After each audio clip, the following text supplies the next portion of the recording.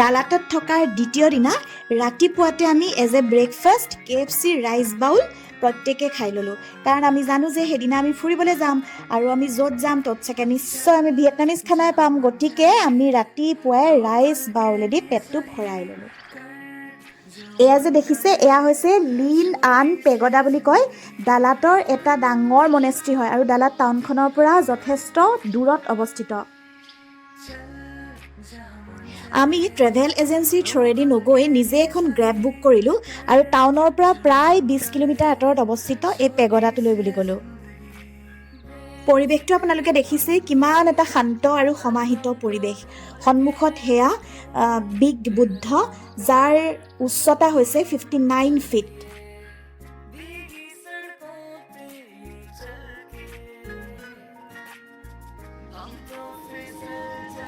এইখিনি হৈছে বিগ বুদ্ধ ষ্টেচুটোৰ তলতে থকা তেওঁলোকৰ উপাসনাৰ স্থান।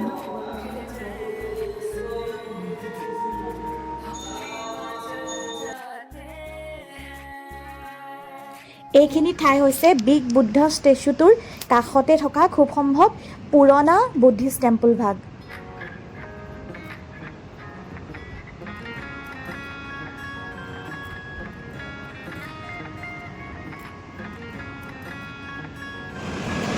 এইটো হৈছে এলিফেণ্ট ৱাটাৰফল, ডালাটৰ এটা টুৰিষ্ট এট্ৰেকশ্যন হয়। এই পেগডাটোৰ ঠিক তলফালে এই ৱাটাৰফলটো আছে, কিন্তু ৰাস্তাটো যিহেতু বন্ধ কৰি থোৱা হৈছিলে গতিকে আমি তলতে নামি গৈ পেলাই ৱাটাৰফলটো চাব পৰা নাছিলোঁ। মনেষ্ট্ৰীটোৰ চৌহদত এইদৰে খুব ধুনীয়া ধুনীয়াকৈ ডাঙৰ ডাঙৰ টাবত বনচাই কৰি থোৱা আছিলে। ইয়াৰ পিছত আমি গ'লোঁ ডালাটৰ আন এটা খুবেই ফেমাছ টুৰিষ্ট এট্ৰেকশ্যন চাবৰ বাবে, আৰু সেইটো আছিলে গডছ অউন ভিলেজ। এটা পাহাৰৰ গাত নিৰ্মাণ কৰা হৈছিলে খুবেই ধুনীয়া এখনি থিম পাৰ্ক, যাৰ নাম আছিলে গডছ অউন ভিলেজ। ছাতি লৈ লৈ লৈ লৈ ভিয়েটনামৰ ডালাটত আমি চাইছোঁ গডছভেলি, গডছভেলি। আমাৰ আস্থা নিষ্ঠা নাহোঁ বুলি কৈছিলে, কিন্তু আমি তাহাঁতক জোৰ কৰি লৈ আহিছোঁ, নহ'লে আমাৰ বহুত বেয়া লাগিব। কি কোৱা? ফৰগেট মি নটৰ এখন বাগিচা, মা একদম দেখি পাগলা হৈ যাবা। চোৱা কিমান ফৰগেট মি নট।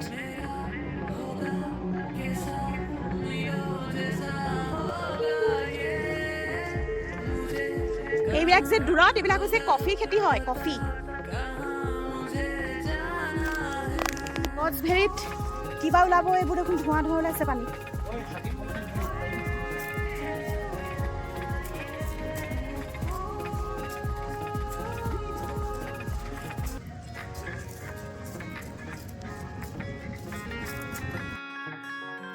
বিভিন্ন থিমবোৰ চাই চাই আমি পাহাৰৰ নামনিলৈ নামি গৈ থাকিলোঁ।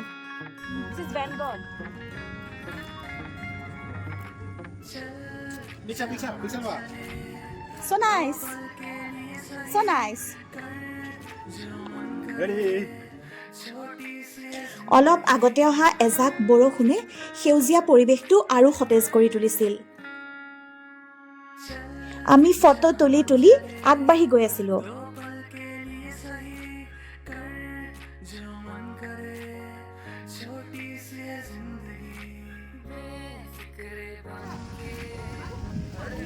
এঠাইত দেখিছিলোঁ এটা ডাঙৰ ড্ৰেগন বনাই থৈছে। ড্ৰেগনটোৱে মুখেৰে চাউণ্ড কৰি থাকে আৰু ওপৰ চোৱাটো ড্ৰেগনটোৰ মুভমেণ্ট কৰি থাকে, আৰু তলতে এখন চেয়াৰ আছিলে, তাতে বহি পিনি পৰ্যটকে বিভিন্ন ধৰণৰ পজ দি পেলাই ফটো তুলিব পাৰে, ভিডিঅ' কৰিব পাৰে। আৰু লগতে সহায়কাৰী হিচাপে এজন ভিয়েটনামী ল'ৰা আছিলে, সেই ভিয়েটনামী ল'ৰাজনে আমাক দেখুৱাই দিছিলে কেনেকৈ কেনেকৈ পজ দিব লাগে, কেনেকৈ ধৰণে ড্ৰেগনটোক মৰাৰ আমি ষ্টেপ দিব পাৰোঁ। গতিকে গোটেইখিনি দেখাই দিছিলে আৰু আমি সেইভাগে কৰিছিলোঁ।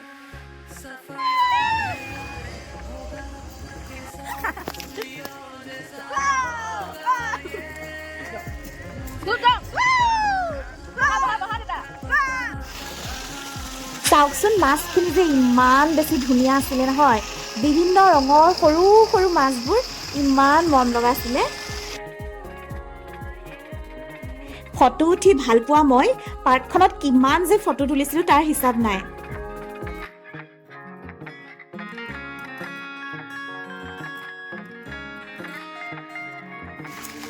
Data it is actual hey. Actual friend. Sabare phone আছে.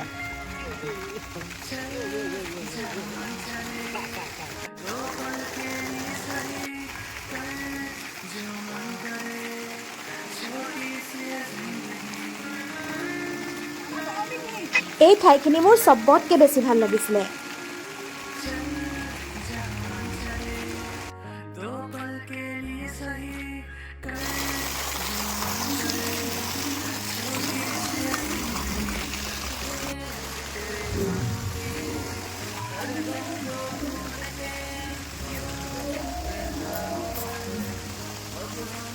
কি যে ধুনীয়া ভাষাৰে বৰ্ণনা কৰিবলৈ নাই মানে গডছ ভেলি ইমান ধুনীয়াকৈ সজাইছে ভাষাৰে বনাবলৈ নাই ইমানেই ভাল লাগিছে ৱাও এডোখৰটো এতিয়া এটা ধুনীয়া নিজৰা ইমানেই বেছি ধুনীয়া নহয় পৰিৱেশটো ইমানেই বেছি ধুনীয়া খুবেই বেছি ভাল লাগিছে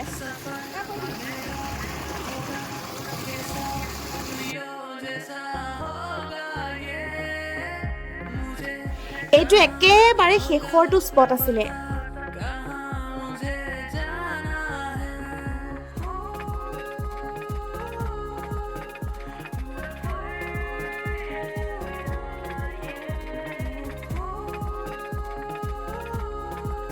এইটো কি জন্তু আছিল জানো তেওঁলোকে পাৰ্কখনৰ এটা কাষত বিভিন্ন ধৰণৰ জন্তু হৰিণাকে আদি কৰি বিভিন্ন ধৰণৰ জন্তু এখন মিনি জু খুলি পেলাই তাতে ৰাখিছিলে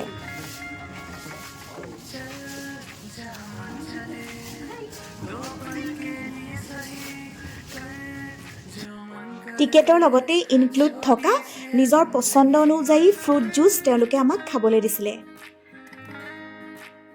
যিহেতু ডালাটত সেইদিনা আমাৰ শেষৰটো দিন আছিলে গতিকে সন্ধিয়া আমি যিটো লেকৰ কাষৰ পাৰ্ক আছিলে পাৰ্কখনত বিভিন্ন ফুল চাবৰ কাৰণে আমি আকৌ গ'লোঁ আৰু বহুত সময় আমি তাতে কটালোঁ পিছদিনা পুৱাতে আমি ডালাটৰ পৰা বনমাথ হতলে বুলি বাছেৰে যাত্ৰা আৰম্ভ কৰিলোঁ